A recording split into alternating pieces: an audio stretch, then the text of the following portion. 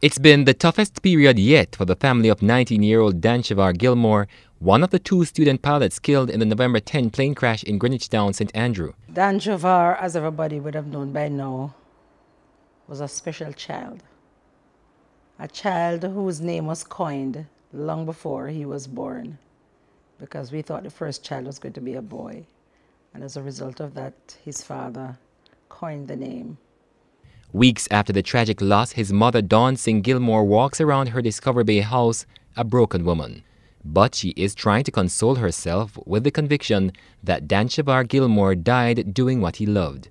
He wanted to be a pilot, and throughout the years, he kept to it. It's why, over the years, Danshuvar acquired all things aviation, books, bags, and a bedroom full of flight simulation apparatus. When his sister vacillated from one career to the other, or one profession to the other, he kept his focus. He wanted to be a pilot.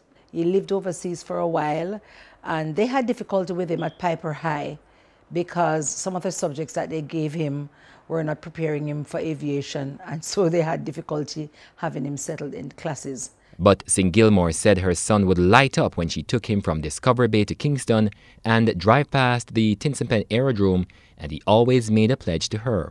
Every time we drive to Kingston, or we drove to Kingston, and he would say, "Mommy, I am going to be flying one of those planes one day."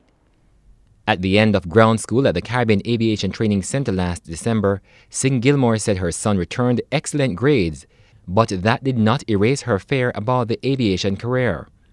However, on one occasion last year, as she dropped him off for classes, he introduced her to his flight instructor, Jonathan Wharton, and she felt more assured her son was in safe company. The first day he went up and I picked him up, I said, "Son, how was it?"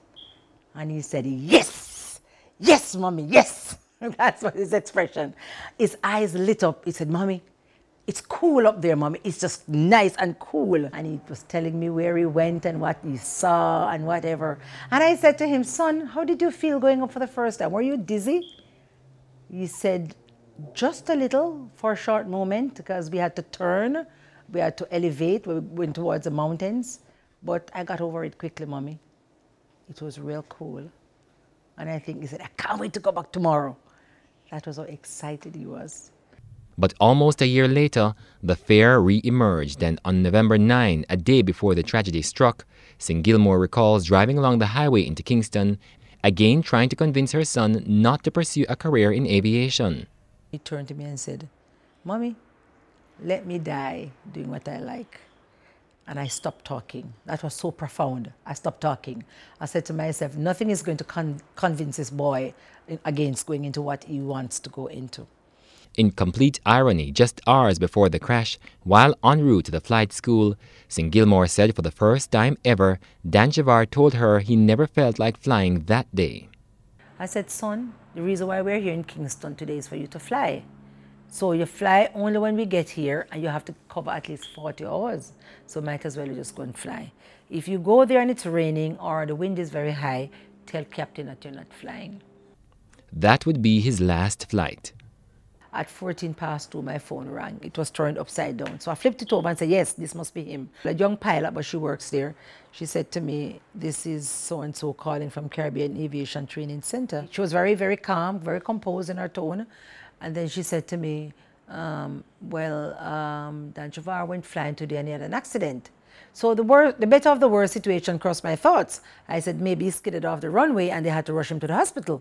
So, I said, "What?" And she said, "Yes, the plane crashed and burst into flames or something and he's dead." And that was it for me. We dashed to Greenwich Farm. When we went there, with all the excitement, the noise, the this, the that, I was sick to the gut when I saw what was happening, and I knew that my son was back there. As a result of him, all of this was happening. Danshuvar and his flight instructor, Jonathan Wharton, died on impact as the Cessna airplane burst into flames. Another student pilot, Ramon Forbes, was pulled from the wreckage and taken to hospital but died 8 hours later. This is a watch he was wearing. I don't know where my son find hand wear them heavy something here. But this is a watch he was wearing.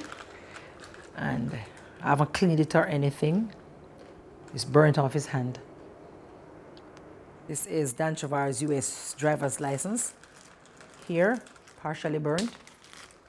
This is his medical certificate. You had to have this with him.